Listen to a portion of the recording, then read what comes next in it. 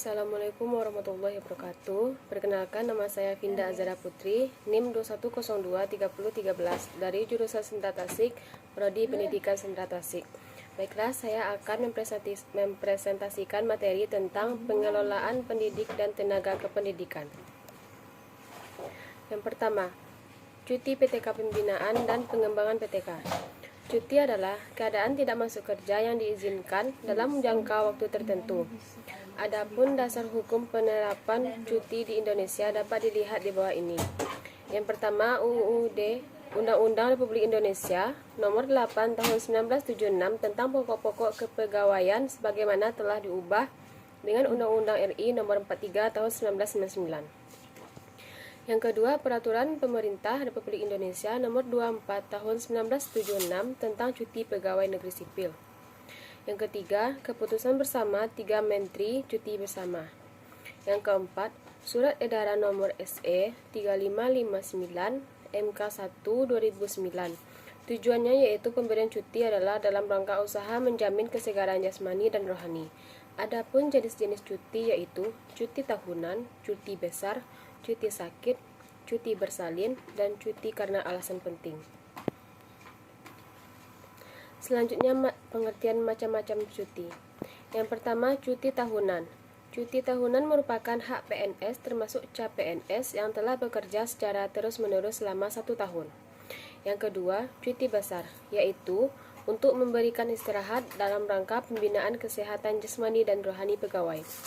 Selanjutnya yaitu cuti sakit, yaitu waktu istirahat yang diperbolehkan pekerja yang mengalami sakit sehingga tidak dapat melakukan pekerjaan. Yang terakhir yaitu cuti bersalin, yaitu hak PNS atau CPNS wanita untuk persalinan anaknya yang pertama, kedua, ketiga.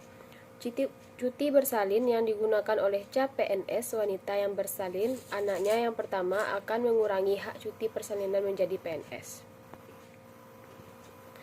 Materi selanjutnya yaitu kenaikan pangkat PTK, yaitu setiap personil berhak memperoleh kenaikan pangkat apabila telah memenuhi persyaratan yang diperlukan untuk kenaikan pangkat itu. Kenaikan pangkat bukan saja sebagai hak yang dapat diterima oleh setiap personil, tetapi juga sekaligus sebagai pemberian penghargaan kepada personil yang bersangkutan atas jerih payah pengabdiannya. Karena itulah kenaikan pangkat dapat mempunyai nilai motivatif yang tinggi. Selanjutnya, evaluasi kinerja PTK.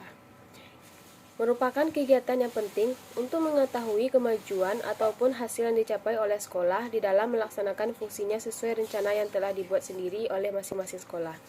Evaluasi yang dilakukan adalah evaluasi menyeluruh menyangkut pengelolaan semua bidang dalam tertentu pendidikan, yaitu bidang teknis eduktif, bidang ketenagaan, bidang keuangan, bidang sarana dan prasarana, dan administrasi ketatalaksanaan sekolah.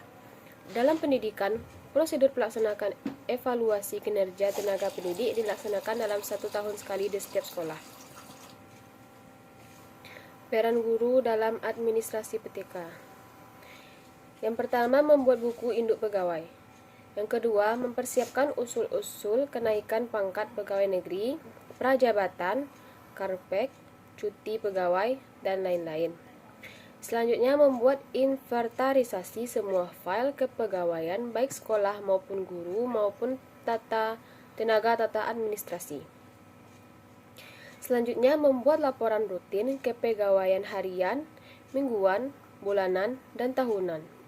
Selanjutnya, membuat laporan data sekolah dan pegawai. Selanjutnya, mencatat tenaga pendidik yang akan mengikuti penataran.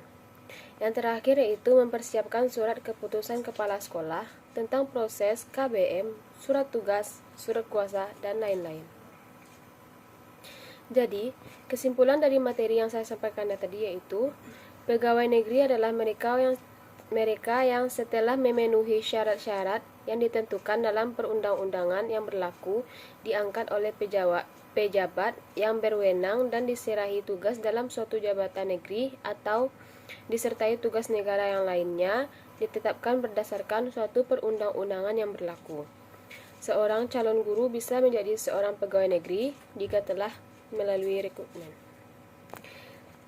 Sekian presentasi yang dapat saya sampaikan, terkurang dan terlebih saya mohon maaf. Wassalamualaikum warahmatullahi wabarakatuh.